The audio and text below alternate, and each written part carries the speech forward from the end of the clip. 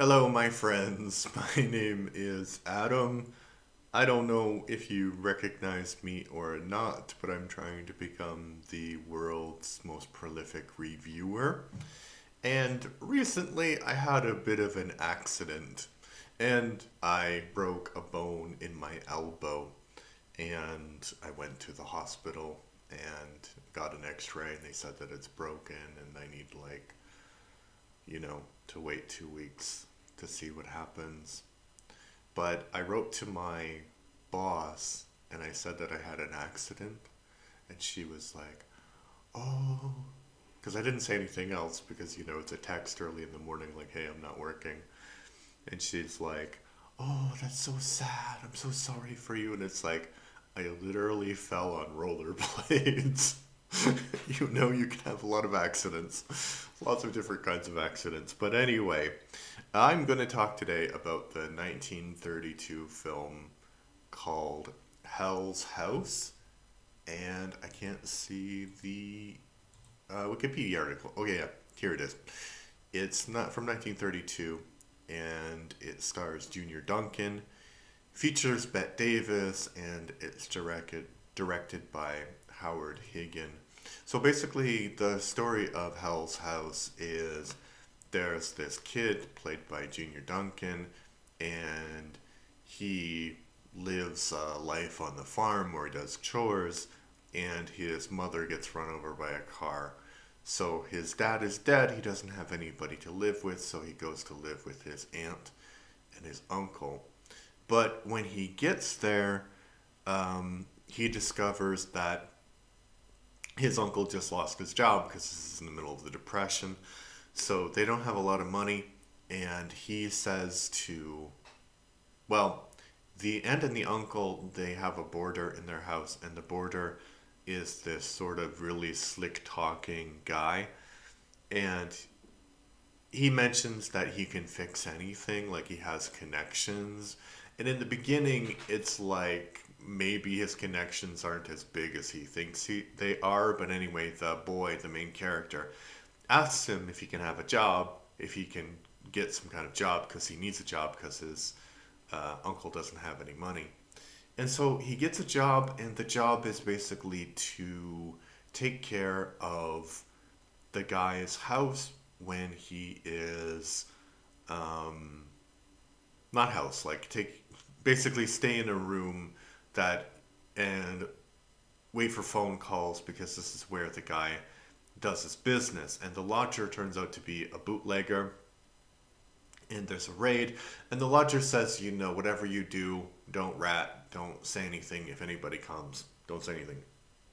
So basically, there's a raid, and the police arrest him, and he thinks that because this the bootlegger guy has connections, that he'll get out of it.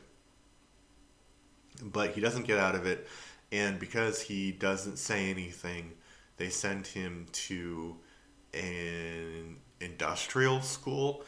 And when they said that, I thought that it was like a trade school where you would learn trades and, graduate and be able to work. But no, it was literally a school where kids were working like in an industrial brick factory. So they were making the bricks and moving the bricks around. And what happens is the kid, he tries to get a message out to his bootlegger friend that he needs to be rescued, and the message is supposed to be delivered by one of his friends. His friends gets caught and basically gets sent to solitary as a 13 or 14-year-old boy. And this boy already had health problems. So the main character, he escapes the school, and he finds the bootlegger, and he's like, "Hey, you need to help this guy because he's gonna die if you don't get him any help," and they're not helping him.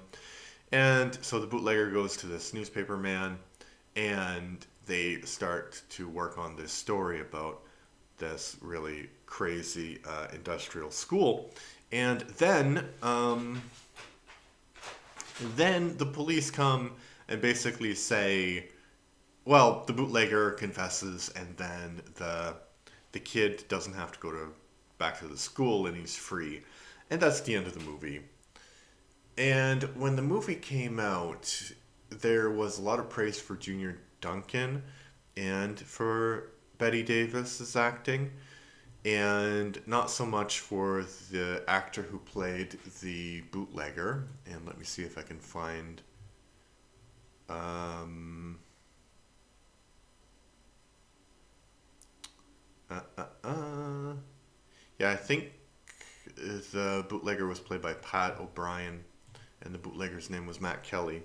So yeah, there was a lot of praise for those for Davis and for Duncan, but I think that the actor playing the bootlegger character was actually the most interesting because there was lots of, you know, he had some growth as a character. He grew, so the acting that he was required to do was a little bit more than just what Davis is doing.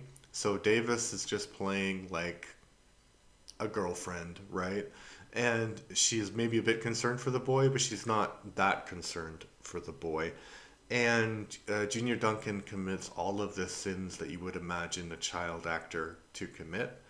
And I don't think that there's this saying in Hollywood like don't work with children or animals, and the idea is that animals are unpredictable and children generally can't act because they're children.